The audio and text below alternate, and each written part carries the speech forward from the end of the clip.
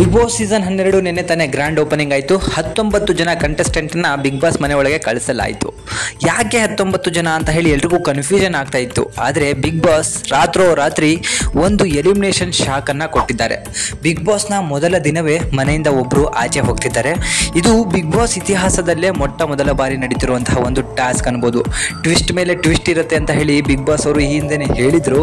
ಅದರಂತೆ ಮೊದಲ ದಿನವೇ ಇಷ್ಟು ದೊಡ್ಡ ಟ್ವಿಸ್ಟ್ ಕೊಡ್ತಾರೆ ಅಂತ ಹೇಳಿ ಯಾರು ಕೂಡ ಅನ್ಕೊಂಡಿರಲಿಲ್ಲ.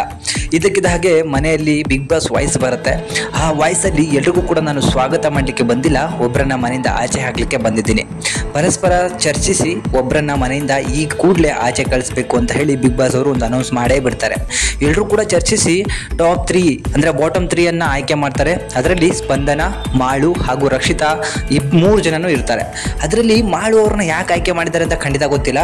ಆದರೆ ಒಂದು ಆಯ್ಕೆ ಏನಂತ ಹೇಳಿದ್ರೆ, ಸ್ಪಂದನ ಅವರು ಚಿಕ್ಕ ಏಜು, ಇನ್ನು ಹೊರಗಡೆ ತುಂಬ ಅವಕಾಶಗಳು ಸಿಗುತ್ತೆ, ಆ ಅವಕಾಶಗಳನ್ನು ಬಳಸ್ಕೋಬಹುದು, ಇದನ್ನು ಬಿಟ್ಟರೆ ಏನು ಪ್ರಾಬ್ಲಮ್ ಇಲ್ಲ ಅಂತ ಹೇಳಿ ಹೇಳ್ತಾರೆ. ಜೊತೆಗೆ ರಕ್ಷಿತಾ ಅವರು ತಪ್ಪನ್ನು ಮಾತಾಡ್ಕೊಂಡು ಸೋಷಿಯಲ್ ಮೀಡಿಯಾದಲ್ಲಿ ಹೆಸರನ್ನು ಗಳಿಸ್ಕೊಂಡು ಇಲ್ಲಿವರೆಗೂ ಬಂದಿದ್ದಾರೆ.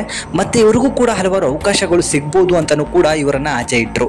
ಆದರೆ ಮಾಡೋರು, ನನಗೆ ಈ ಮನೆಗೆ ಬರೋದು ದೊಡ್ಡ ಆಸೆ, ಈ ಮನೆಯಲ್ಲಿ ಒಂದು 2-3 ದಿನನಾದರೂ ನಾನು ಇರಬೇಕು ಅಂದ್ಕೊಂಡಿದ್ದೀನಿ, ಮೊದಲ ದಿನವೇ ನನ್ನನ್ನು ಕಳಿಸ್ಬೇಡಿ ಅಂತಲೂ ಕೂಡ ಅವರು ಬೇಡ್ಕೊಂಡಿದ್ದಾರೆ.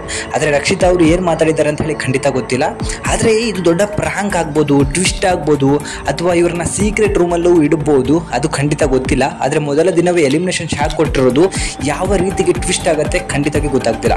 ಯಾಕಂದರೆ ಈಗಿನ ಟ್ಯಾಗ್ಲೈನ್ ಗೊತ್ತು, ನಾವು ಏನನ್ನ ಎಕ್ಸ್ಪೆಕ್ಟ್ ಮಾಡ್ತೀವೋ ಅದನ್ನು ಅನ್ಎಕ್ಸ್ಪೆಕ್ಟೆಡ್ ಮಾಡೋದು ಬಿಗ್ ಬಾಸ್ನ ಕೆಲಸವಾಗಿದೆ.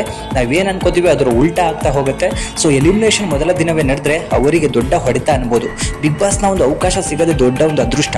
ಅದರ ಮೂಲಕ ಮನೆಗೆ ಬಂದು ಒಂದೇ ಒಂದು ದಿನಕ್ಕೆ ಅಥವಾ ಒಂದು 6-7 ಗಂಟೆಗಳ ಕಾಲ ಬಿಗ್ ಬಾಸ್ ಮನೆಯಲ್ಲಿ ಇದ್ದು ಹೊರಗಡೆ ಹೋಗೋದು ತುಂಬ ದೊಡ್ಡ ಹೊಡೆತ ಅಂತಲೇ ಹೇಳ್ಬೋದು.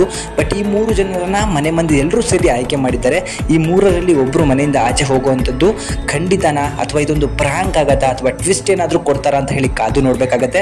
ಬಟ್ ಮನೆಯಲ್ಲಿ ಸೀನಿಯಾರಿಟಿಯನ್ನು ಒಂದು ಇಟ್ಕೊಂಡು ಅಥವಾ ಅಲ್ಲಿರುವಂತಹ ಕಲಾವಿದರನ್ನ ಮೇಲೆ ಎತ್ಕೊಂಡು ಇಂತಹ ಸೋಷಿಯಲ್ ಮೀಡಿಯಾದಿಂದ ಬಂದಂತಹ ಕಲಾವಿದರನ್ನ ತುಳಿದು ಹೊರಗಡೆ ಹಾಕುವಂಥದ್ದು ಎಷ್ಟು ಮಟ್ಟಿಗೆ ಸರಿ ಅಂತ ಹೇಳಿ ಖಂಡಿತ ಗೊತ್ತಿಲ್ಲ.